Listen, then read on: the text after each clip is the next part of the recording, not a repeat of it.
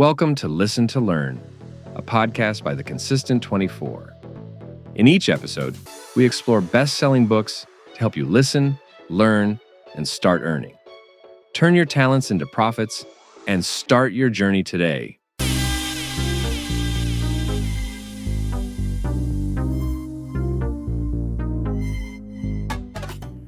Welcome back, deep divers. Ready to explore more about AI's potential impact? Absolutely. I think this is going to be a fascinating discussion. Today, we're diving into AI 2041, 10 Visions for Our Future, a book co-written by Qiufan and Qiufan. It's a really interesting approach they've taken, using fictional stories to explore what AI could look like in 2041. Yeah, like Black Mirror, but with a specific focus on artificial intelligence, which should lead to some really thought-provoking scenarios, right? Definitely. It really helps to make these complex ideas about AI more engaging and relatable for everyone. Exactly. Because it's not just about the technology itself, but about how it could actually impact our lives, our relationships, even our sense of what it means to be human. Yeah, and that's what makes this deep dive so fascinating. Okay, so we're jumping into part 1, AI and Us. We'll start in Mumbai, 2041, with a family, the Sharmas, and they're experiencing life with Ganesh Insurance. So imagine, right, an insurance plan that utilizes deep learning algorithms to actually get to know you. It provides these personalized nudges towards, say, healthier habits, better financial well-being, all powered by AI. The Sharma's experience with Ganesh Insurance highlights both the potential benefits and, the limitations of having AI so closely intertwined with our everyday lives. It's like that double-edged sword we always talk about with AI. On one hand, it could be amazing for encouraging, say, healthier choices, but then you have Nayana, the daughter, who's, trying to figure out love as a teenager, which is already hard enough. Right. And her mom suggests she give the AI access to her social media to get better relationship advice. I don't know if I'd be okay with that. That's where things get really interesting. Nayana's story dives into the limitations of AI, especially when it comes to, understanding those complex human emotions. AI can analyze tons of data, sure, but can it really grasp those nuances of a genuine human connection? Right, can it understand intuition? Can AI feel empathy or understand that gut feeling you get when you meet someone special? Exactly. Those are things we haven't quite figured out how to replicate in machines. And it makes you wonder, if we're so focused on optimizing for these specific outcomes, are we risking losing something essentially human in the process? It's a critical question. And it becomes even more important when you consider the vast amounts of data these AI systems would have access to. Your health data, your financial records, your online interactions, everything. Yeah, it's a little scary if you think about it too much. Even with safeguards in place, the potential for misuse is a very real concern. Absolutely. All right, so from the bustling streets of Mumbai, let's shift gears and head over to Lagos, Nigeria. We meet Amaka, an aspiring storyteller trying to make it in a world increasingly dominated by, deepfakes. Amaka's story is like a crash course in the power and the peril of deepfakes. And remember, these aren't just, clever editing tricks anymore. We're talking about AI-generated content that's becoming harder and harder to distinguish from actual reality. Oh man, this reminds me of those GANs we talked about before. Yeah. Exactly. Generative adversarial networks. You have two AI systems battling it out, one trying to create the perfect fake and the other trying to spot the deception. Yeah, it's a constant AI arms race. And what's kind of scary is that the book suggests that by 2041, creating these hyper-realistic deepfakes could be as easy as using an app on your phone. Wow. And that's what Amaka is dealing with, this struggle to figure out what's real footage and what's completely AI generated. Yeah, it really highlights the challenge of discerning truth in the age of AI. In a world where seeing is no longer believing, how do we know what's real? And how do we protect ourselves from misinformation? It's a huge challenge, one that will require, I think, a combination of technological solutions like, say, better detection tools. Right, because we can't rely on technology alone to solve this, right? Right, we need a renewed emphasis on critical thinking and media literacy for everyone. So it's not just about making smarter AI, but also about making sure people are equipped to navigate this increasingly complex information landscape. Exactly. We need to be smarter than our smartphones, basically. I like that. Okay, so moving on to part 2, we're going to be diving into the future of work, which is always a hot topic when we talk about AI. It really is. I mean, it's the million-dollar question, right? How will AI reshape the landscape of work? Right, are we all going to be out of jobs? Are there going to be new jobs we can't even imagine yet? Exactly. And this book It explores those questions through these different scenarios, each one kind of highlighting a different facet of this whole complex issue. So walk us through some of those scenarios. What did Lee and Qiufan envision for the future of work? Well, one story that I thought was particularly interesting takes place at this foster care facility called Fountainhead Academy. And get this, they're using AI to match kids with adoptive families. Wow, AI playing matchmaker for families. That's a pretty heavy responsibility. How does that even work? Well, the idea is that the AI can analyze massive amounts of data, like the child's history, the potential family's background, their personalities, all of it, to try and find the best possible fit. So it's like taking those personality tests, but on a much larger scale and with much higher stakes. Exactly. And the story follows these twin brothers, Golden Sparrow and Silver Sparrow, who actually have very different experiences with their AI-driven virtual companions. They call them VPALs in the book. VPALs like digital buddies, but maybe a little more advanced than what we're used to. Right, exactly. And this contrast between the twins, it's really insightful.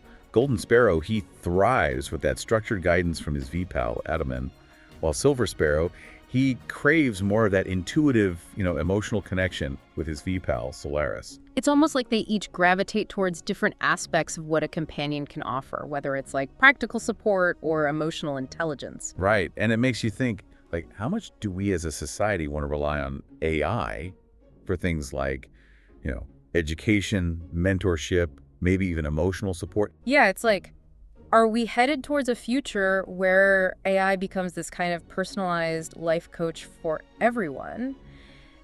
And if so, what does that mean for human connection and developing those essential, life skills? Are we outsourcing those to algorithms? Those are definitely questions we need to grapple with, especially as AI becomes more and more sophisticated. Right. And the implications, they go beyond just those individual relationships too. The book also takes us into the world of high finance, which is where Golden Sparrow eventually ends up. Oh, so we're going from AI matchmakers to Wall Street. How does that transition even happen? Well, it's interesting, right? Because Golden Sparrow, he's drawn to this world of numbers and algorithms, and he ends up in this very cutthroat industry where AI is making lightning fast financial decisions, leaving little room for human intuition. It's like those old school traders who relied on gut feelings are getting replaced by algorithms. Exactly. Mm-hmm. In his experience, it highlights a concern that a lot of people have about AI, that potential for job displacement, especially in fields that require a lot of, complex analysis decision-making. It's the classic fear of humans becoming obsolete. Right. But the book, it also raises a deeper question. What is the value of human intuition, creativity, or even just, plain old gut feeling in this world where more and more decisions are being made by these data-driven algorithms? So it's like, even if AI can make those decisions faster, maybe even more efficiently, will we lose something essential if we hand over the reins completely? What happens to innovation, to risk-taking, to that spark of human ingenuity? Okay, deep divers, buckle up, because part 3 of our deep dive into AI 2041, this is where things get really, really interesting. We're talking AI's role in pandemics, the quest for optimized happiness, even the whole quantum computing scene. It's a lot, right? We're talking about potential futures here. And each one brings up these huge questions about, how technology is shaping our lives.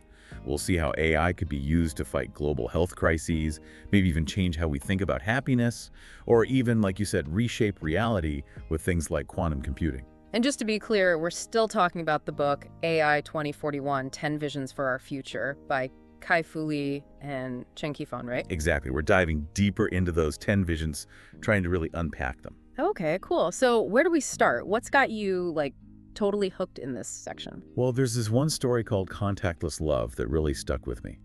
It takes place in Shanghai during a pandemic, and the main character, Chen, is navigating this world where physical contact is super limited.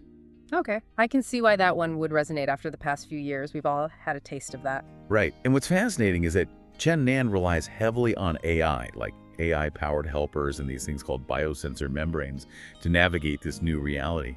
Biosensor membranes. Okay, you're going to have to break that one down for me. So imagine a super advanced version of those fitness trackers we have now. These biosensor membranes can monitor your health in real time, assess your risk for different things, even potentially personalize your treatment. Wow, it's like having a personal health assistant with you 24/7. Exactly. And the story explores how this kind of tech could be used to, protect us from pandemics and also connect us even when physical interaction is risky. So it's like AI becomes this essential tool in our global health arsenal, right? Yeah, potentially. But, and there's always a but, right? What about equal access to that kind of technology? I mean, not everyone in Chen Nan's world can afford those biosensor membranes or a completely contactless lifestyle. That's a really good point. We can't just assume everyone will benefit from these advancements equally. Right. The book doesn't shy away from those potential inequalities.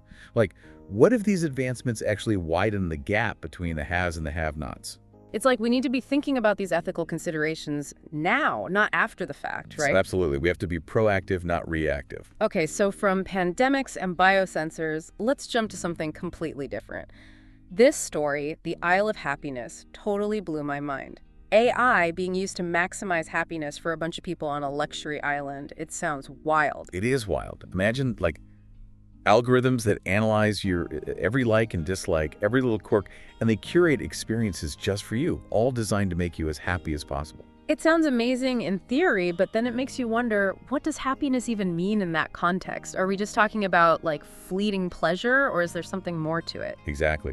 And that's what's so cool about this story. It contrasts those two ideas of happiness.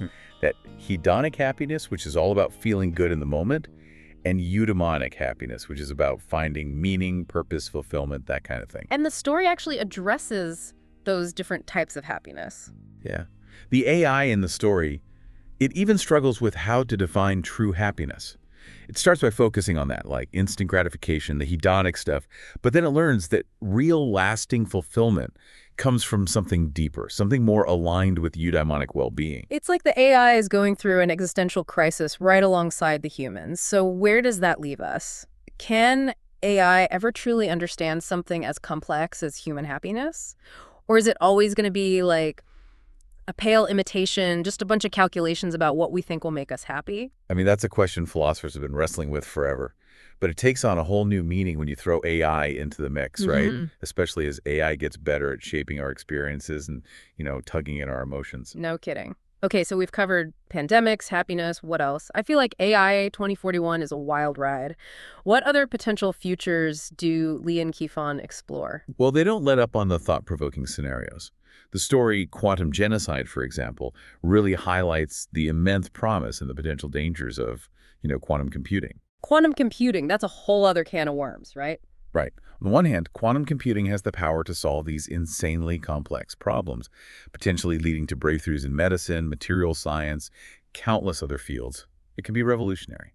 But like you said, potential dangers too. What kind of risks are we talking about? Well, imagine a world where the encryption that protects everything online, our financial systems, our personal data, even national security, say, what if that encryption becomes useless overnight? That's the kind of disruptive power quantum computing could unleash. So it's like this double-edged sword, incredibly powerful, but also potentially very destructive if it falls into the wrong hands. Exactly. And AI 2041 doesn't shy away from exploring those tough questions. Okay, so from quantum leaps to what else? What's the final vision that really stuck with you? Well, they closed out the book with a story called Dreaming of Plenitude. And it's a complete mind-bender. It explores this future where AI has ushered in an era of abundance. No more poverty, no more scarcity, basically everything humans have ever needed, readily available. It sounds too good to be true, honestly, like a utopian dream. Right, and that's the point.